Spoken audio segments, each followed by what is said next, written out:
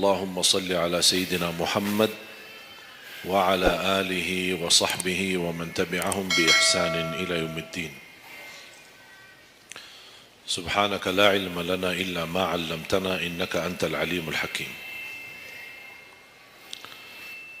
Alhamdulillah, syukurillah, masih diberikan oleh Allah Subhanahu wa taala kesempatan kita bisa bertemu, silaturahim, sama-sama kita belajar dan mempersiapkan diri untuk menyambut bulan suci Ramadan. Tidak terasa begitu berjalan waktu. Perpisahan dari bulan suci Ramadan, sebentar lagi menyambut bulan suci Ramadan. Kalau 1 tahun sudah berlalu, kira-kira 30 hari Ramadan bagaimana? 1 tahun sudah begitu luar biasa cepat. Dan ini menjadi bagian dari umur kita. Bertambah 1 tahun, berlalu 1 tahun, berarti akan melangkah lebih dekat kepada kematian.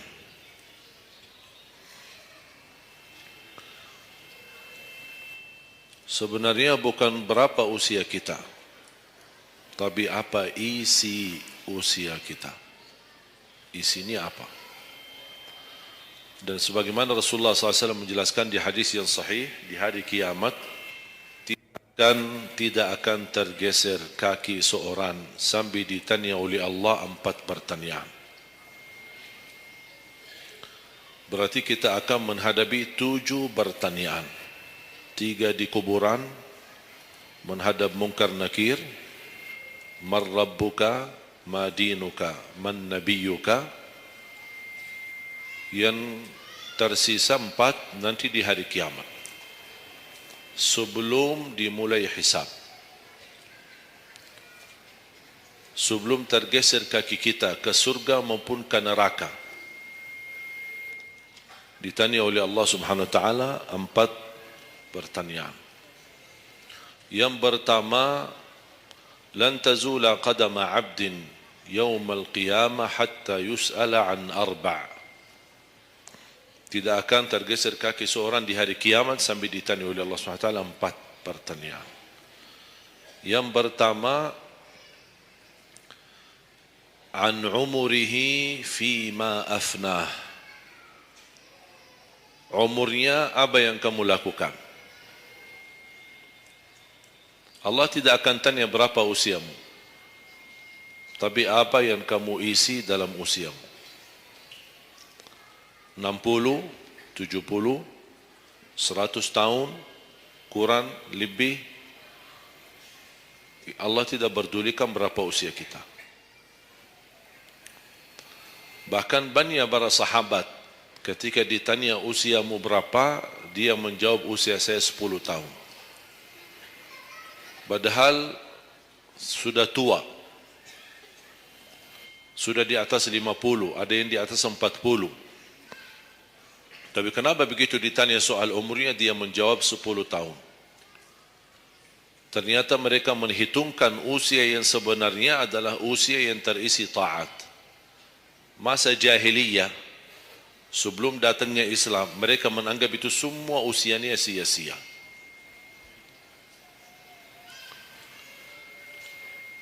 Berarti kalau ada orang muslim tidak salat sama sekali sampai usia 50 tahun, semua usianya sia-sia. Karena tidak ada ibadah satupun yang diterima kalau tidak pernah salat. Biarpun dia haji setiap tahun, puasa setiap Ramadan, dia bersedekah, berinfak setiap hari, tapi tidak pernah salat 5 waktu sama sekali, sia-sia amalannya. Karena pertama yang akan dihisab oleh Allah salatnya. Kalau salat itu beres, baru akan ditanya yang lain. Kalau salatnya tidak ada, Allah tidak perlu bertanya yang lain. Makanya saya selalu berkata, khususnya para pemuda-pemudi, seberapapun dosamu, jangan tinggalkan salat. Sebesar apapun dosamu, jangan tinggalkan salat. Karena salat itu ibadah yang langsung menyambungkan kita sama Allah. Tali hubungan kita sama Allah. Kalau tali hubungan kita sama Allah terputus, tidak ada tali yang bisa sambung lagi. Dan selama anda menjaga salat, berarti masih ada harapan masuk dalam golongan yang akan diampuni Allah. Ada ampunan, ada harapan ampunan. Tapi kalau tidak salat, terus bagaimana Allah ampuni kalau tidak mau bertaubat? Banyak orang berkata, saya malu. Atau dia merasa ada bisikan di hatinya. Buat apa lo salat? Ngapain? Perilaku kamu aja tidak benar. Sama orang tua aja tidak benar. Dosamu tidak pernah henti-henti. Bercuma salat, tidak usah. Itu ingat bisikan syaitan. Karena syaitan ingin semuanya sekali-kali rusak. Kalau berbakti baik belum sempurna, masih banyak dosa maksiat, banyak kerusakan yang lain, tapi masih terjaga salatnya, ada harapan diampuni dosanya. Jangan sampai syaitan berhasil menggoda kita sekalian tidak salat. Oh, sudah hancur. Sudah rusak yang lain, ditambah lagi parah, tinggalkan salat. Atau ada orang taubat. Selama dia tidak salat, lancar, beres, aman, tidak ada apa-apa. Begitu dia taubat, dia merasa sedih, menyesal, dia mulai menjaga salatnya. Hilang motornya, kehilangan kerjaannya, diuji sama Allah SWT dalam rumah tangganya. Syaitan datang, coba kamu aja dulu biasa-biasa aja, tidak pernah ada ujian. Begitu anda mulai salat, ada ujian. Ngapain? Udah berhenti aja salat, nanti kembali beres. Berhenti salat. Pas begitu dia keluar masih kehilangan motor. Ya Allah, gimana? Saya selama ini tidak pernah salat, tidak pernah hilang motor. Begitu saya mulai salat, malah hilang motor saya. Datangnya setan di situ. Coba kalau kamu tidak salat, tidak bakal hilang motornya. Akhirnya dia merasa nyesal, dia berhenti. Berarti niatnya bukan taubat. Niatnya salat, ya Allah mohon aku salat tapi Allah jaga motor aku ya. Itu niatnya. Bukan salat karena Allah, tapi salatnya karena terjaga motornya. Itu beda niat. Berarti ketika kita berlaku ibadah, melakukan sesuatu ibadah, tapi ada ujian yang masuk, jangan anda salahkan ibadahnya, tapi salahkan niatmu. Ada apa dalam niatmu? Pasti ada salah niat.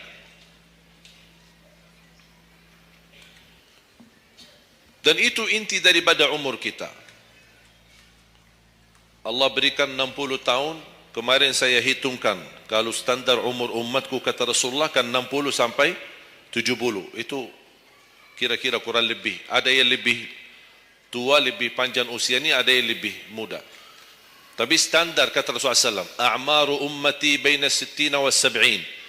Standar umur umatku antara 60 sampai 70. Ada yang melebihi dari itu, tapi sedikit sekali dibanding yang lebih muda. Saya kemarin hitungkan 60. Apa yang kita lakukan di dalam usia 60 tahun. Dari lahir sampai balik. Sampai tahun berapa? 15? Kita sepakat 15? 15 tahun. Berarti sebelum balik belum taklif. Sebelum balik belum taklif. Haji boleh tapi tidak wajib. Karena syarat haji harus balik. Syaratnya harus balik. Walaupun diperintahkan, dibiasakan untuk melaksanakan salat. Tapi anggaplah belum taklif, belum ada taklif, belum ada kewajiban, berarti 15 tahun itu sia-sia. Dia potonglah dari 60. Berapa sisa? 45. Tidur sehari berapa jam?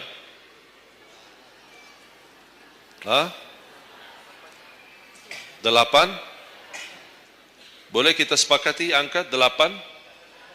Ya, kita bicara standar. Katanya menurut kesehatan, tidur yang normal dan pas dan cukup adalah 8 jam. Anggaplah 8 jam tidur. Ada yang tidur 12 jam.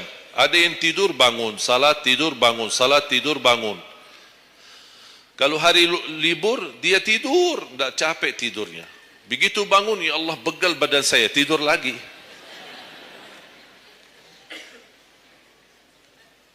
Saya hitungkan 8 jam. 8 jam dalam sehari berapa kalau dibagi? Dalam sehari. Sehari berapa jam? 24 jam. 8 bagiannya berapa jadinya? Sepertiga. Sepertiga sehari tidur. Sepertiga 60 tahun berapa?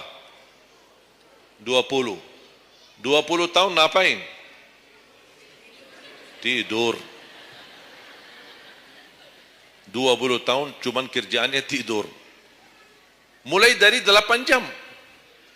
Coba, memang terlihat angkanya tidak terlalu besar.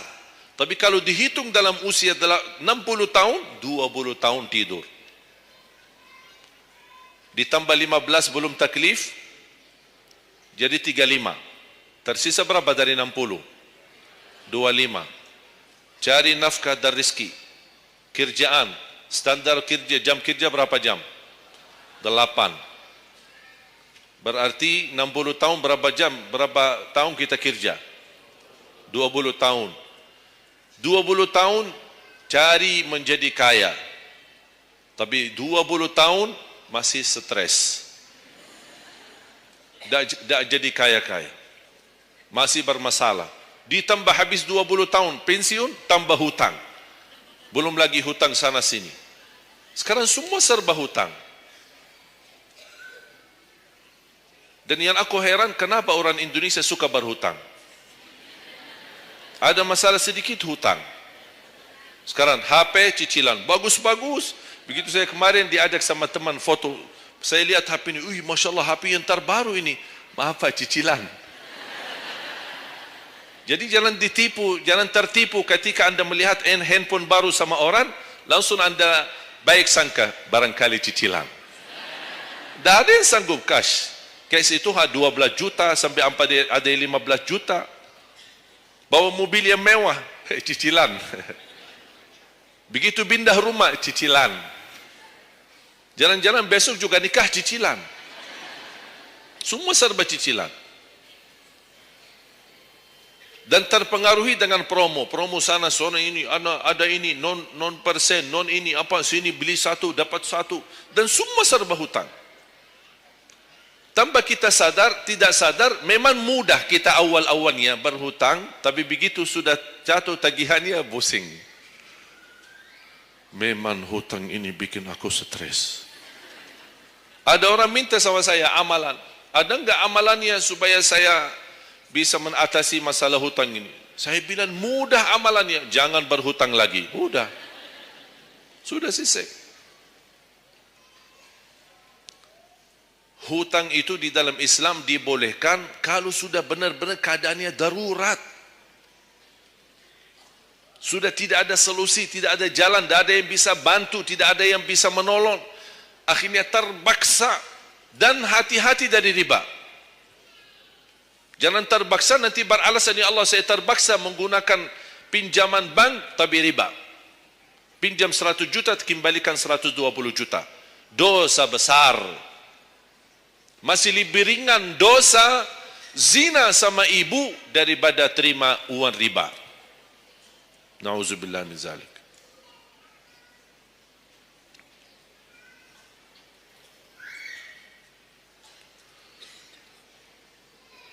Dua 20 tahun cari kerja.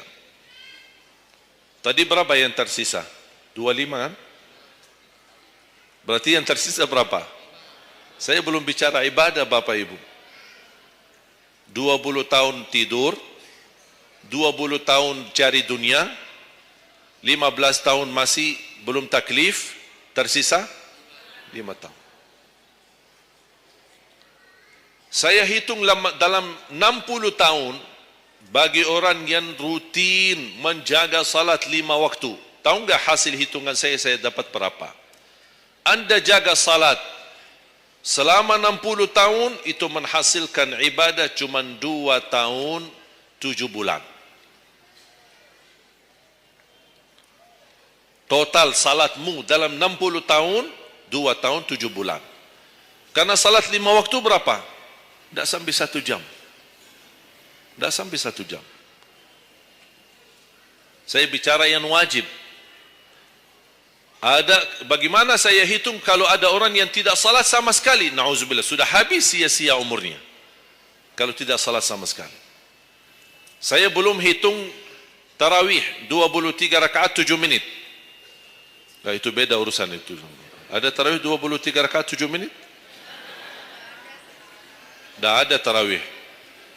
Jangan suuzzan. Itu namanya olahraga.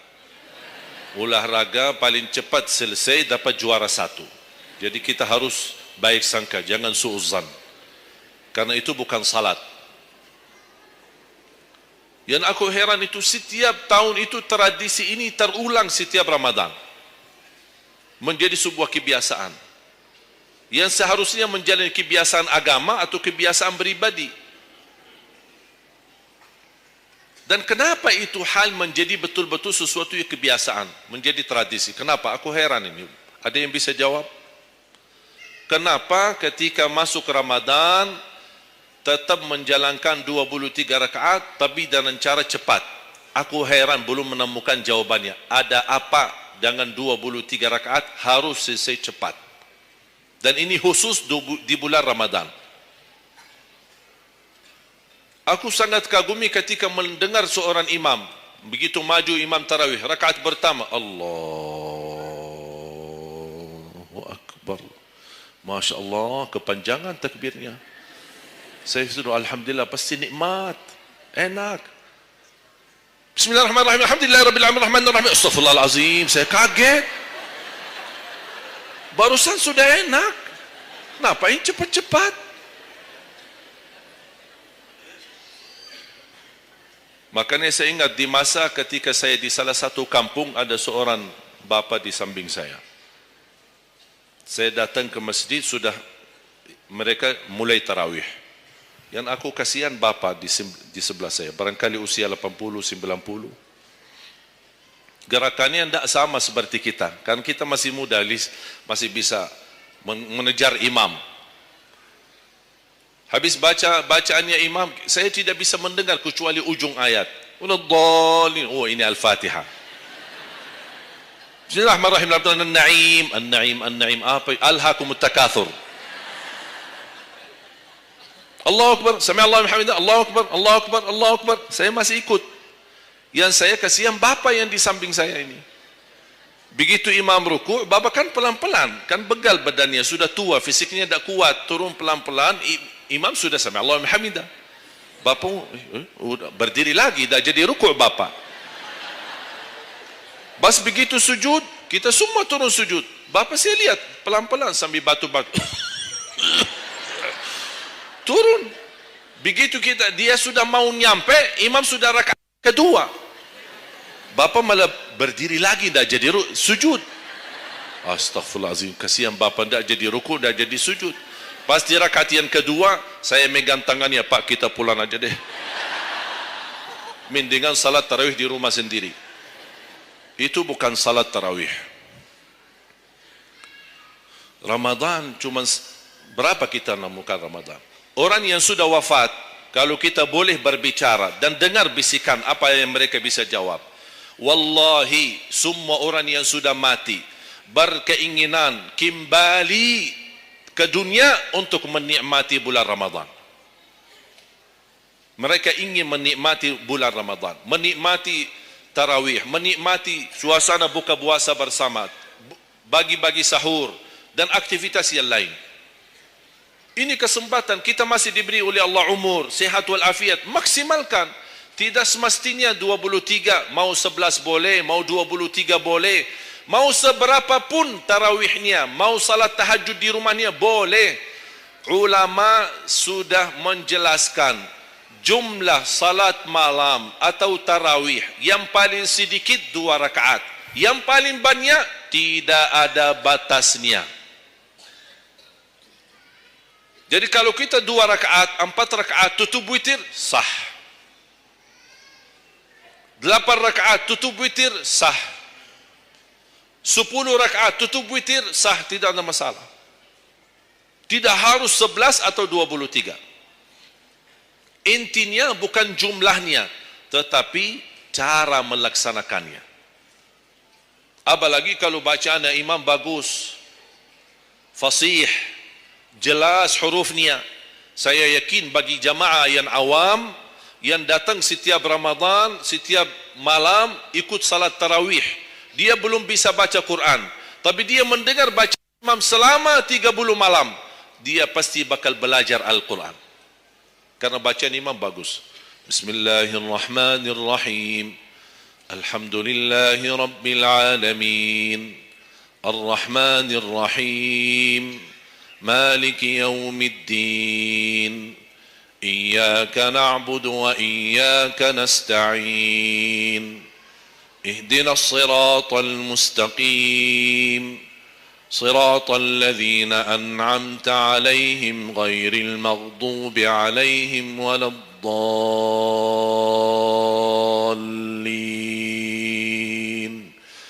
Amin. Kalau tidak dapat manfaat mengikuti salat tarawih di belakang imam yang bacaannya fasih selama 30 hari, anda cuma dapat benarkan bacaan Al-Fatihah, wallahi nikmat. Syukur. Selama 30 malam anda cuma dapat membenarkan bacaan Fatihahmu, sudah luar biasa. Tidak usah bicara ayat yang lain, hanya Al-Fatihah saja. Kenapa? Tidak sah salat kita tanpa Al-Fatihah. Kata Imam Nawawi, di dalam suratul Fatihah ada 14 tasdid. Ada 14 tasdid. Hurufnya yang ditekan. Ada 14. Tertinggal 1, batal salatnya. Dan Imam Nawawi berikut mazhab Syafi'i. Makanya jamaah sekalian, wajib hukumnya belajar Al-Fatihah, bukan sunnah. Wajib hukumnya belajar surat Al-Fatihah. Perbaiki, benarkan bacaanmu. Karena tergantung Fatihahnya itu salatnya sah atau tidak. Itu tergantung Al-Fatihah. Makanya saya harap mulai dari hari ini anda semua bersungguh-sungguh belajar surat Al-Fatihah. Jangan anda targetnya mau hafal 30 juz. 30 juz anda hafal tapi tidak benar surat Al-Fatihah, sia-sia. Tidak ada manfaat. Karena anda baca suratul Fatihah, tidak baca ayat yang lain sama sekali, masih tetap sah salatnya. Karena suratul Fatihah tidak bisa diganti. Kalau anda lupa baca selain suratul Fatihah, ada istilah lupa salah satu kewajiban bisa diganti dengan sujud sahwi. Misal, rakaat pertama baca Al-Fatihah, itu rukun. Lanjut baca ayat pendek, anda tidak sadar, habis waladdallin amin, Allahu Akbar, lupa baca ayat, itu diganti dengan sujud sahwi. Itu kalau di salat wajib. Tapi kalau di salat sunnah tidak ada wajib atau rukun selain suratul Fatihah. Jadi anda kalau salat sunnah cuma suratul Fatihah, kemudian takbir, rakaat yang kedua suratul Fatihah, dan kemudian langsung ruku', sah salatnya, tidak apa-apa. Tidak harus baca surah-surah yang lain. Itu di salat sunnah. Tapi kalau di salat wajib, hukumnya baca Al-Fatihah rukun, hukum baca surah yang lain wajib. Kalau terlupa, diganti dengan sujud sahwi. Sujud sahwi 2 kali sebelum salam. Habis tahiyat, sujud 2 kali, kemudian langsung habis itu salam. Dan habis sujud sahwi tidak bagi tahiyat lagi. Sudah cukup tahiyat yang anda baca. Makanya kembali lagi jamaah sekalian, umur bukan berapa usianya, tapi apa isinya. Maka Rasulullah SAW bersabda, ni'mal abdus salih man tala umur wa hasun amalu. Sebaik-baik hamba yang salih, yang panjang usianya, tapi baik amalannya. Baik amalannya. Bulan Syaban ini sekarang tersisa kurang lebih 14 atau 16 hari. Rasulullah SAW punya kebiasaan puasa Syaban full. Sambil kata Siti Aisyah, tidak pernah aku melihat Rasulullah puasa satu bulan penuh selain bulan Ramadan sebagaimana di bulan Syaban. Penuhnya Rasulullah SAW. Bukan nisfu. Setiap datangnya Syaban ditanya nisfunya. Mana nisfu Syaban? Nisfu. Full Syaban. Puasa saja. Di awal boleh, di tengahan boleh, di akhir boleh. Yang tidak boleh, yang tidak pernah puasa Syaban, pas begitu berakhir, mau mendekati Ramadan, seminggu terakhir atau 10 hari terakhir, itu ada sebagian ulama berkata makruh. Kalau sudah 2 hari terakhir bulan Syaban, anda tidak pernah ada puasa sebelumnya, itu dianggap oleh ulama haram. Apalagi kalau sudah jatuhnya di hari keraguan, hari ragu-ragu, kemungkinan ini bisa hari terakhir, kemungkinan bisa masuk Ramadan, isbat Ramadan. Termasuk ibu-ibu dan jamaah sekalian yang masih punya hutang, segera lunasi hutangnya. Jangan begitu sudah mendekat puasa, anda punya hutang 7 hari, tersisa bulan Ramadan 5 hari. Apa? Aku punya hutang 7 hari, sedangkan yang tersisa bulan Ramadan itu tinggal 5 hari lagi mau masuk Ramadan. Aduh, 1 tahun tidak pernah tanya. Begitu sudah mepet baru cari jawabannya. Itu karena hukuman nanti. Tetap diganti puasa yang dari tahun yang lalu. Tetap bayar hutangnya dan kena denda setiap hari kena fidyah. Jadi seandainya anda masih punya hutang dan masuk Ramadan, anda belum lunasi, tetap hutang itu terbawa nanti. Pas habis Ramadan, anda punya kewajiban bayar hutang. Tapi karena anda tunda, mundurkan sampai masuk Ramadan, anda punya kena denda. Ditambah lagi, bukan hanya bayar dengan puasa ganti puasa, tapi ada lagi namanya fidyah. 1 hari 1 orang miskin. Diberikan kecukupan makanan. Makanya kembali lagi, yang punya hutang segera lunasi hutangnya. Masih ada kurang lebih 15 atau 16 hari. Jangan sia-siakan umurmu. Yang kedua, pertanyaan Allah Subhanahu wa taala, wa an syababihi fima ablah. Usia mudahmu, apa yang kamu berjuangkan? Apa yang kamu lakukan? Pertanyaan saya kepada jamaah, usia muda apakah bukan usia dari umur? Bukan sesuatu dari umur? Usia muda bukan sebagian dari umur? Dari total umur bukan? Dari total umur. Tapi kenapa Allah bertanya soal umur secara total dan ditanya lagi soal usia mudahmu? Kenapa? Padahal kan sudah cukup Allah tanya tanda umurmu. Ditanya lagi, tanda usia mudamu. Kenapa 2 kali ditanya? Allah tidak mencukupi dengan pertanyaan umur, total umur kita, tapi Allah menambahkan lagi, itu menjadi beban bagi seorang pemuda. Allah bukan akan tanya total usia umurmu, tapi akan Allah tambah lagi pertanyaannya, apa yang kamu lakukan di usia mudahmu? Usia muda itu menurut saya sangat sensitif. Anak muda yang taat, istiqamah di sisi Allah lebih baik daripada yang tua yang taat. Sekali lagi, dan yang tua-tua jangan tersinggung ya. Yang muda yang taat, istiqamah di sisi Allah lebih mulia daripada yang tua yang taat. Sama-sama taat, tapi kenapa yang muda lebih mulia? Karena godaannya lebih besar. Kalau yang tua, apa yang mau digoda? Habis sudah. Tak ada fisik, tak ada tenaga, tak ada apa. Kalau yang mudah, banyak godaannya. Pandangan matanya, telinganya, hawa nafsunya, sahwatnya, fitnah sana sini. Mudah digoda, anak muda. Makanya Allah berikan kemuliaan.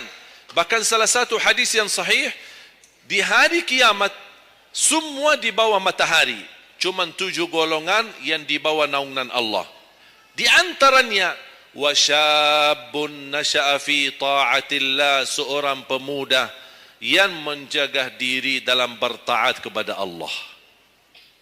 Dia dapat keistimewaan di hari kiamat. Bersama pemimpin yang adil.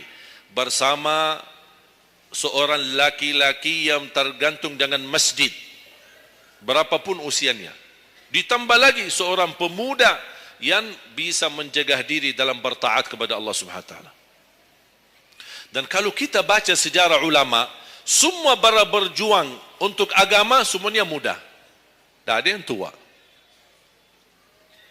Bilal ibn Rabah seorang pemuda. Abdullah ibn Mas'ud penghafal Al-Quran seorang pemuda. Abdullah ibn Umar seorang pemuda. Dan banyak yang lain. Muhammadul Fatih yang membebaskan Konstantinia dan memperjuangkan Islam menjadi panglima masih di bawah usia 21 tahun. Dan banyak sejarah-sejarah. Imam Syafi'i masih sangat muda. Bahkan meninggal dunia masih dalam keadaan masih sangat muda. Belum sampai usia 50-an tahun. Dan banyak yang lain. Makanya pengaruh dah bahkan taruhan besar bagi umat Islam itu tergantung pemuda.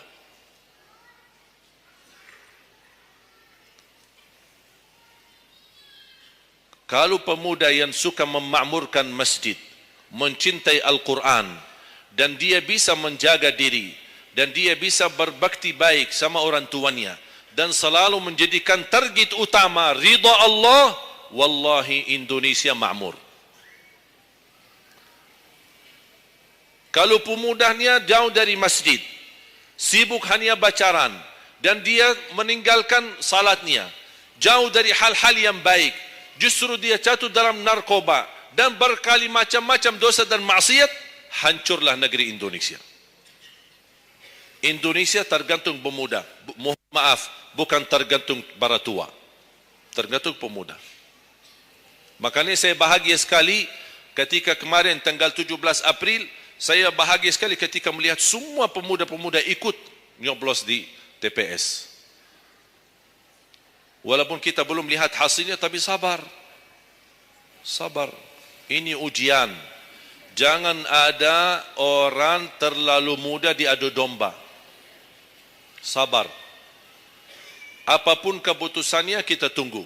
Keputusan yang resmi dari KPU. Keputusannya benar, tidak benar, serahkan kepada Allah. Hati-hati, jangan terlalu muda diadu fitnah. Sama-sama Muslim. Jangan kita diadu domba di antara kita sesama. Bahaya sekali kalau terjadi konflik gara-gara pemilu dan kepentingan politik. Silahkan lihat apa yang terjadi di Timur Tengah. Semua kejadian di Timur Tengah, awal langkah kejadian itu gara-gara kepentingan politik. Yang menjadi korban rakyat. Orang politisi hidup di negeri Eropah. Nikmat, senang, bahagia, semuanya serba ada. Mereka tidak bahaya. Tapi yang bahaya rakyat. Yaman, Suria, Irak. Dari tahun 90 sampai sekarang Irak tidak bisa aman. Ada orang bawa berita, itu Irak saudara dan mereka perang saudara antara Sunnah dan Syiah. Bohong, tak benar. Ratusan tahun mereka hidup damai antara Sunnah dan Syiah, tidak pernah bermasalah. Tapi karena langkah awal kepentingan politik, lama-lama terpengaruhi dengan perbedaan aliran dan berbeda pendapat. Kalau sudah kita menjadi korban dan terpengaruhi demi kepentingan politik, mudah diadu domba, besok-besok akan terjadi perang antara Sunni sama Syiah di Indonesia. Besok lagi akan terjadi antara aliran-aliran yang lain sama golongan-golongan yang lain. Bisa terjadi perpecahan belah. Itu yang diinginkan oleh musuh Islam. Jangan diberikan kesempatan. Terjadi ujian, memang kita menghadapi ujian. Bukan hanya umat Islam di Indonesia.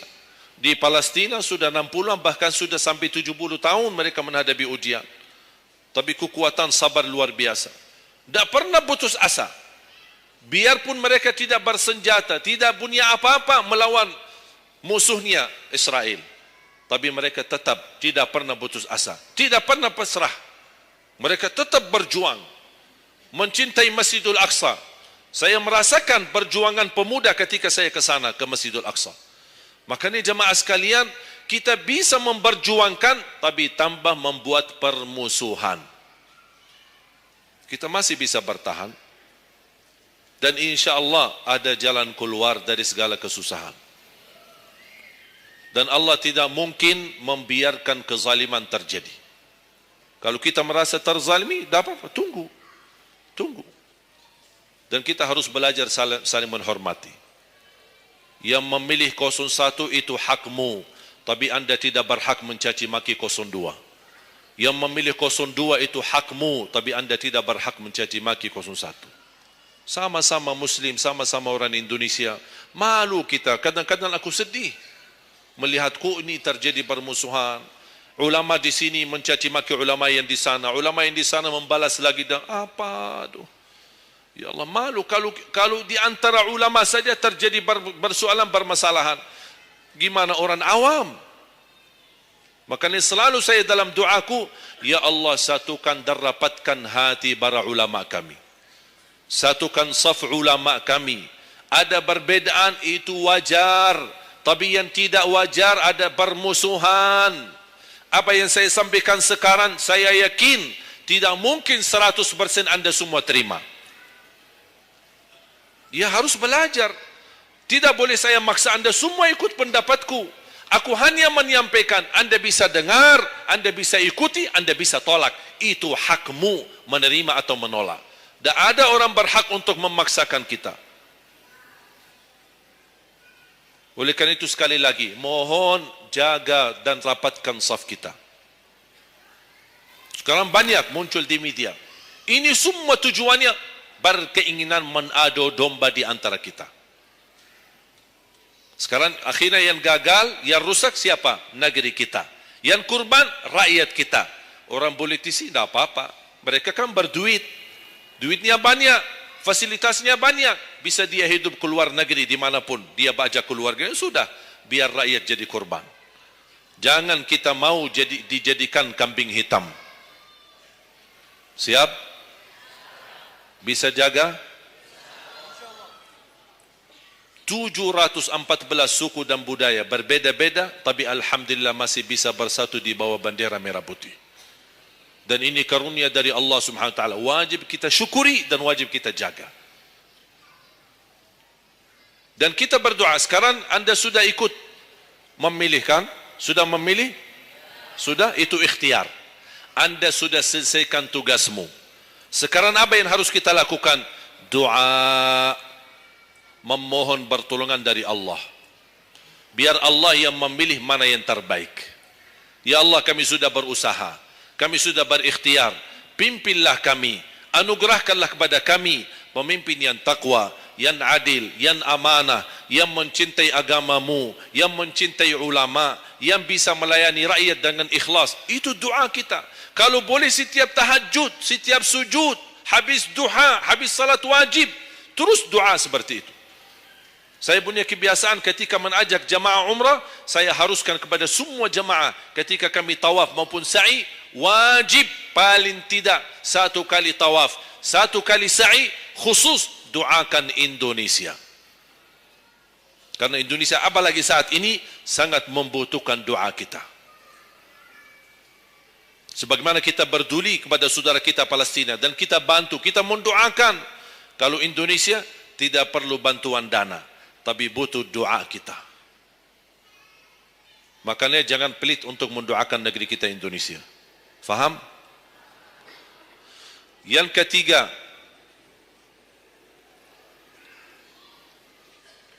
wa an ilmihi wa an malihi min aina iktasabah wa fima anfaqah. Pertanyaan yang ketiga, yang akan ditanyakan oleh Allah, hartamu dari mana dan ke mana. Woi, bahaya ini. Kadang-kadang ada orang sumber dananya halal, tapi pengeluarannya bebas. Semuanya boleh. Itu bertanggungjawabannya. Akan ditanya oleh Allah, dari mana dan ke mana? Allah sudah kasih kan? Itu dari mana datang?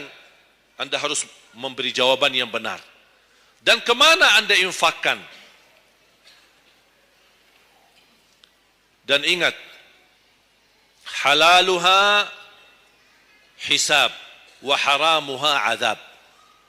Harta yang halal bakal dihisab. Sekarang banyak orang salah faham. Orang fikir kalau ada harta yang haram akan dihisab oleh Allah. Tidak. Yang dihisab bukan yang haram, tapi yang halal. Dari mana dan ke mana?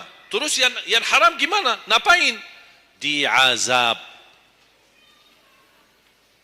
Anda sudah tahu itu haram, tapi Anda lakukan, Allah tak perlu tanya lagi kenapa Anda lakukan. Allah pergi langsung diazab. Na'udzubillah min zalik. Hati-hati. Oleh karena itu bahagia kata Rasulullah SAW, seorang yang mulia, yang Allah berikan kekayaan, diberikan kemampuan, tapi dia bisa menggunakan dengan sebaik-baiknya. Ni'mal malus salih indal abdi salih. Sebaik-baik harta yang halal di tangan hamba yang saleh. Itu termasuk harta yang terbaik. Kenapa yang terbaik di tangan orang yang saleh? Karena orang saleh tidak mungkin salah guna. Dia sudah jaga sumber, dia juga pengeluarannya jelas. Untuk kebutuhan keluarga, tidak mubazir, tidak berlebih-lebihan. Katanya halal, berarti bebas belanja. Tidak bebas. Islam tidak menanjurkan seperti itu. Anda boleh ambil kebutuhanmu, tapi jangan berlebih-lebihan. Mohon maaf, coba sekarang tanya ibu, tanya diri sendiri masing-masing. Berapa macam baju di lemari kita? Sudah, mohon maaf, tak usah bahas yang lalu. Terlanjur belanja karena ibu merasa tidak tidak tega, merasa keberatan kalau setiap acara itu aja yang dipakai. Pagi acara, besok siang pulang ganti. Siang malam ada acara lagi, ganti lagi. Karena merasa malu. Apalagi kalau ketahuan, bukan yang tadi pagi ini ya. Oh, ada beda warna. Memang sama model tapi beda warna. Malu karena orang-orang itu. Apain kok? Makanya udahlah, terlanjur. Itu memang mohon maaf kebiasaan wanita. Tapi saya usulkan baju-baju yang sudah lama tidak dipakai, ngapain simpan? Sudah, bebaskan, infakkan, sedekahkan. Saya kemarin bermusyawarah dengan tim-tim yayasan kami untuk membuat satu lembaga khusus yang punya pakaian-pakaian yang sudah lama tidak dipakai. Apapun boleh, alat meja, sofa, apa saja yang di rumah, karpet, yang bukannya sesuatu yang tak pernah dipakai. Barang makanan, piring, sendok, apa saja. InsyaAllah kami bisa ditarik dan dikawal dan dikelola lagi, dikelola ulang, termasuk baju-baju. Kalau ada yang robek, ada yang ini, kita bisa jahit, kita bisa perbaiki dan kita sedekahkan. Bisa di dalam negeri dan bisa di luar negeri. Alhamdulillah program ini berjalan di kota Madinah. Alhamdulillah tidak ada lagi mubazir yang buang baju sia-sia. Semuanya bisa dimanfaatkan. Mudah-mudahan terwujud program ini agar ibu-ibu tidak terbeban. Ada kelebihan mau pindah rumah. Biasanya kalau pindah, apalagi kalau orang kaya, pindah rumah mana barang-barang dibawa lagi? Barang-barang besi yang baru-baru semua. Terus yang tersisa kemana? Dibuang atau tidak tahu kemananya. Udah, kita yang ambil, kita yang kelola, yang perlu diperbaiki kita perbaiki, dan kita hantarkan kepada warga-warga yang miskin yang mereka tidak punya apa-apa. Setuju? Yang terakhir, yang keempat, wa an ilmihi madza amila bihi. Allah akan tanya terhadap ilmumu, apa yang kamu lakukan.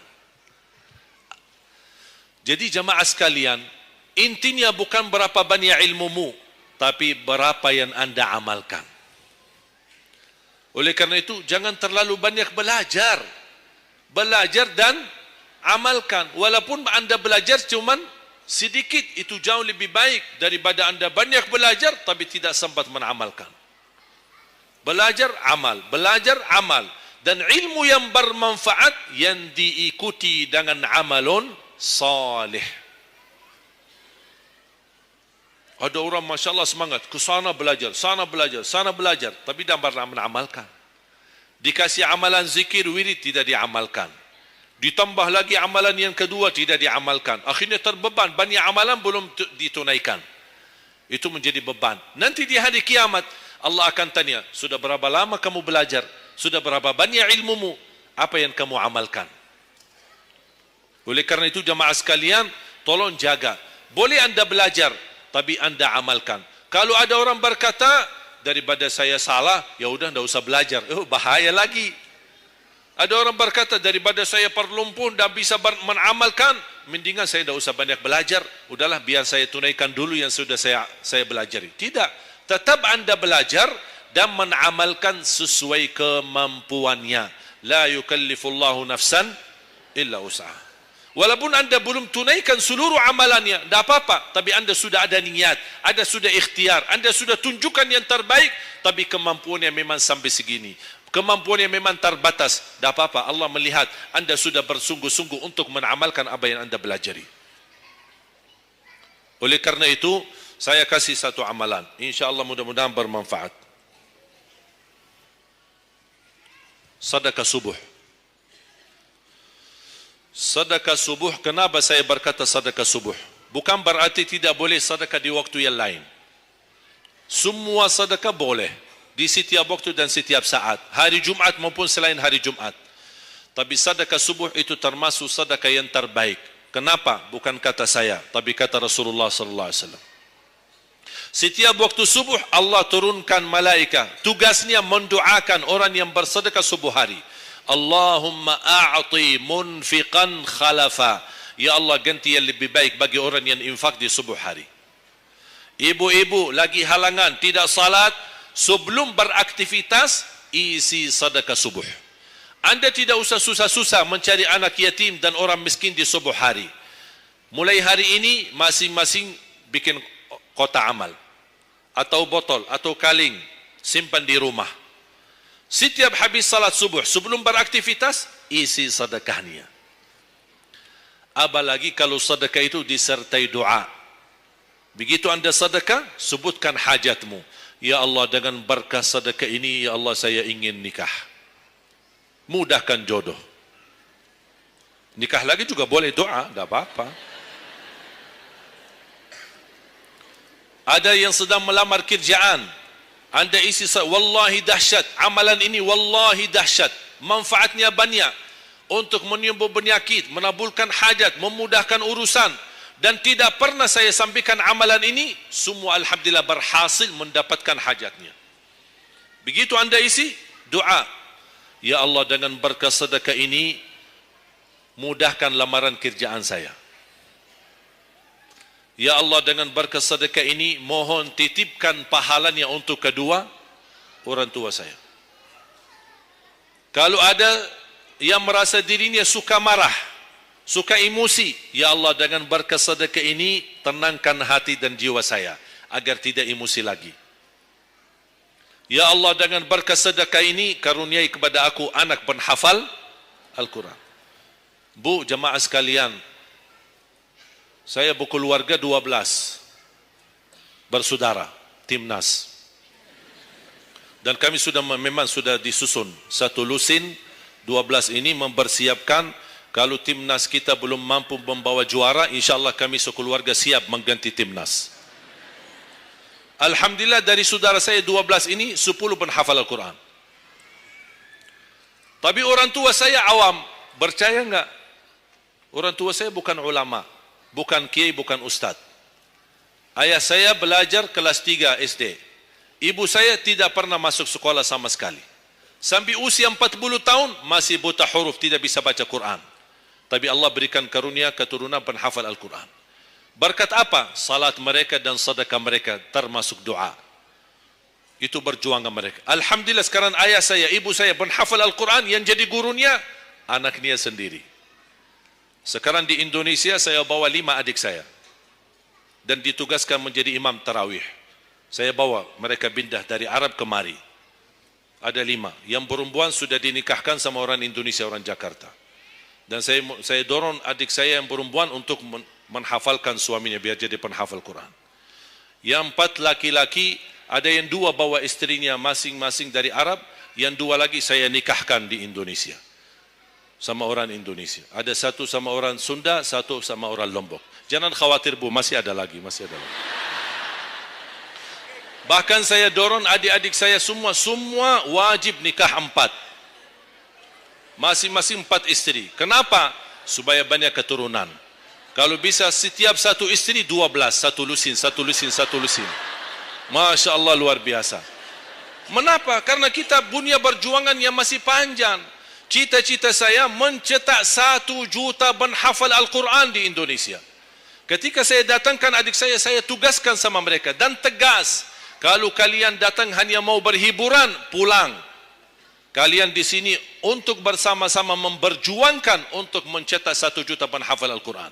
Dan Alhamdulillah program ini sudah jalan. Dan kita terus memperjuangkan. Dan saya harap semua jamaah insya Allah berkenan terlibat dalam program ini. Cita-cita saya, semua masjid se-Indonesia, insya Allah diimami imam penghafal Al-Quran 30 juz. Bahkan lebih hebat lagi, cita-cita saya, insya Allah saya yakin akan terjadi. Insya Allah di demikian hari, di waktu yang Allah insya Allah tentukan, insya Allah presiden kita penghafal Al-Quran. Coba, ya Allah rasanya enak. Langsung diumumkan di Masjid Istiqlal, khatib dan imam salat Idul Fitri, penghafal Al-Quran 30 juz, Presiden Republik Indonesia. Oh, mantap. Imam salat Idul Adha, Presiden kita. Salat Jumat, khatib dan imam, Presiden kita. Tidak perlu ganti imam. Udah, tidak perlu ganti imam, subhanallah, luar biasa. Coba saya kagumi ketika membaca dan melihat YouTube-nya Presiden Erdogan Turki.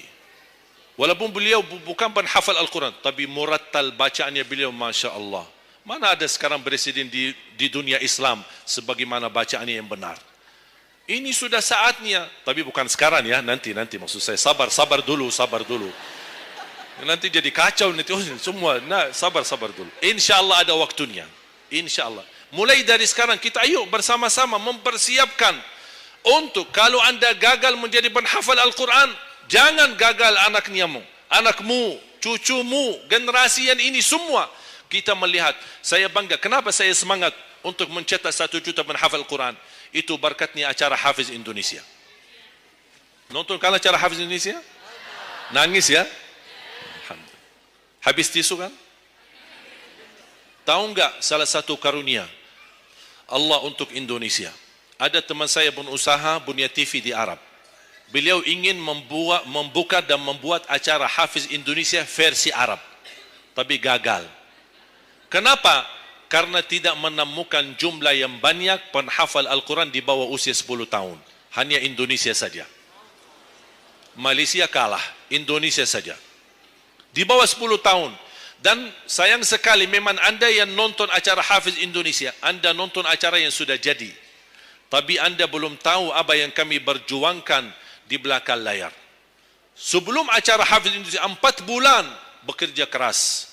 Sambil tim turun ke lapangan, ke desa-desa, kampung-kampung, ke pulau-pulau untuk menumpulkan dan mendatangkan, menhadirkan para penghafal Al-Quran.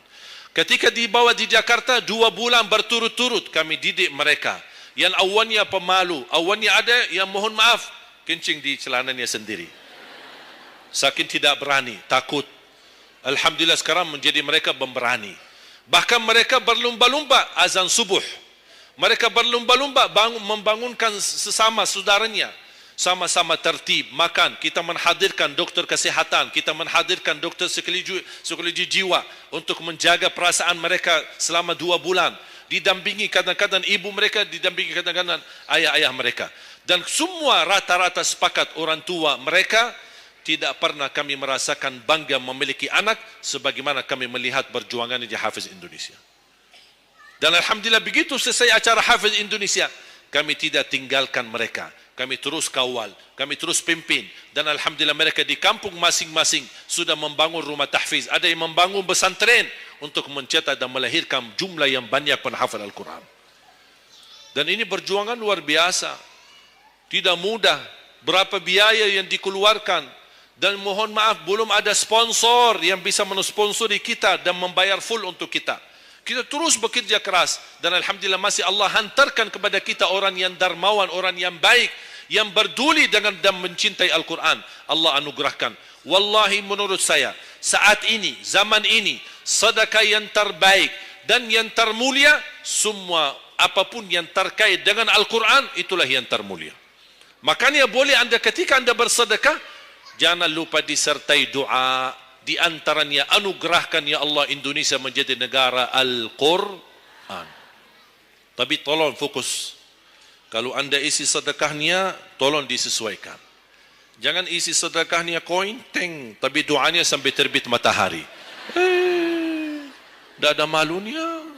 Kata Allah, koin-koin aja sedekahnya, doanya dah habis-habis. Hajatnya panjang, lebar. Malu kita. Bukan Allah tidak bisa. Allah maha bisa menabulkan hajat. Tapi kita malu sama Allah. Kok cuma bikin teng, ya Allah, ya Allah, ya Allah, panjang. Fokus. Kalau usulan saya, satu sedekah, satu hajat. Satu sedekah, satu hajat. Dan insyaAllah akan anda melihat manfaatnya. Mudah-mudahan semua yang hadir, insyaAllah menjadi keluarga besar 1 juta penghafal Al-Quran. 1 juta mencetak penghafal Al-Quran. 1 juta keluarga Al-Quran yang insyaAllah akan membangun generasi baru yang membawa Indonesia menjadi baldatun tayyibatun wa rabbun ghafur, dan di masa yang akan datang insyaAllah Indonesia menjadi lebih baik. Amin ya rabbal alamin. Barakallahu fikum. Terima kasih, semoga bermanfaat. Kurang lebihnya mohon maaf. Mungkin ada panitia ingin menyampaikan selanjutnya. Wallahu a'lam. Subhanakallahumma bihamdik, asyhadu an la ilaha illa anta, astaghfiruka wa atubu ilaik. Wassalamu alaikum warahmatullahi wabarakatuh.